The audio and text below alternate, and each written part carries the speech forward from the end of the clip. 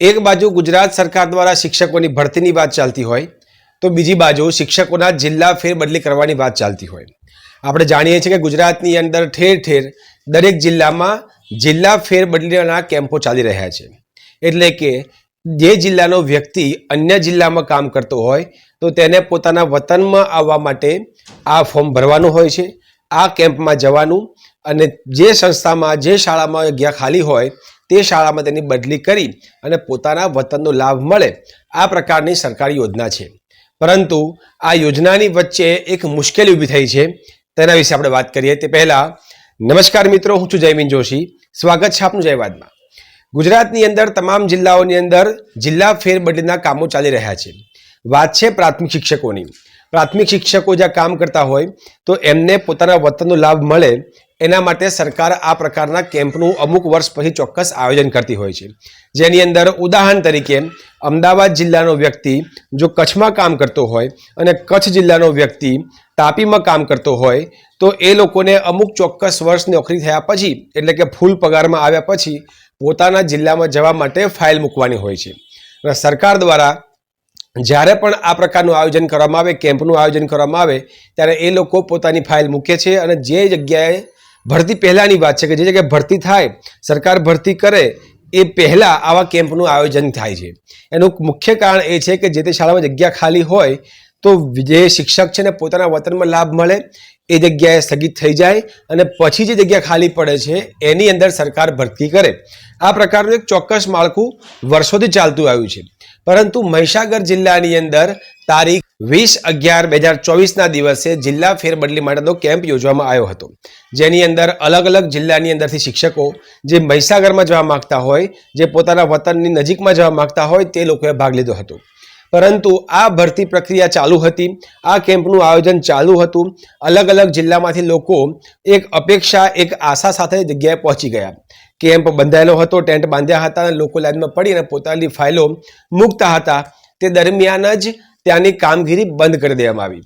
ત્યાંના પ્રાથમિક જિલ્લા શિક્ષણ અધિકારી દ્વારા એવું કહેવામાં આવ્યું કે આખો કેમ્પ રદ કરવાનો છે। શિક્ષકોએ પૂછપરછ કરી, માથાકૂટ કરી, ક્રોધે ભરાયા। એમને વાત મળી કે આખો કેમ્પ રદ કરવામાં આવ્યો। તમામ શિક્ષકોએ હોબાળો કર્યો। વાત એટલી બધી વણસી ગઈ કે પોલીસને બોલાવવાની જરૂર પડી।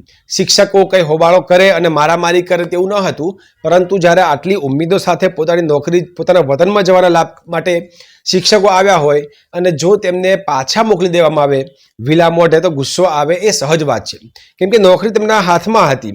પેલો જમવાનો કોળિયો મોઢાની આગળ આવીને કોઈ છીનવી લે એવી આ વાત થઈ। હવે વાત એ છે કે આખો કેમ્પ અલગ અલગ જિલ્લાઓમાં ચાલે છે તો મહીસાગર જિલ્લાની અંદર ચાલતા આ કેમ્પમાં આ ત્રુટિ ઊભી કેમ થઈ? એનું મુખ્ય કારણ છે કે આ ભરતી ઉપર એટલે કે મહીસાગર જિલ્લાની અંદર આ કેમ્પ ઉપર સ્ટે મૂકવામાં આવ્યો। હવે સ્ટે મૂકવાનું કારણ શું હતું? તો આ વાત છે જૂની 2013ની કે 15મી ઓગસ્ટની અંદર 2013માં 15 ઓગસ્ટ 2013માં ગુજરાત સરકાર દ્વારા જ્યારે પંચમહાલ જિલ્લામાંથી અને ખેડામાંથી મહીસાગર જિલ્લાનું વહીવટી કામ ચાલુ કરવામાં આવ્યું, જેમાં 26મી જાન્યુઆરી 2013ની અંદર આવી ઘોષણા થઈ હતી કે ભાઈ આ જિલ્લાને પંચમહાલ અને ખેડામાંથી અલગ કરવામાં આવે। એટલે કે પહેલાં તમામ પ્રકારનું જે વહીવટી કામ હતું એ મહીસાગરનું થતું હતું ગોધરાની અંદર, એટલે કે પંચમહાલની અંદર। હવે પંચમહાલમાંથી છૂટા પડતો આ વિભાગ આખો અલગ પડ્યો એટલે હવે ત્યાંની કચેરી ચાલુ થઈ ગઈ છે લુણાવાડામાં। મહીસાગર નદી ઉપરથી મહીસાગર જિલ્લોનું નામ આપવામાં આવ્યું અને એનું લુણાવાડા ખાતે આખી કચેરી ઊભી કરવામાં આવી।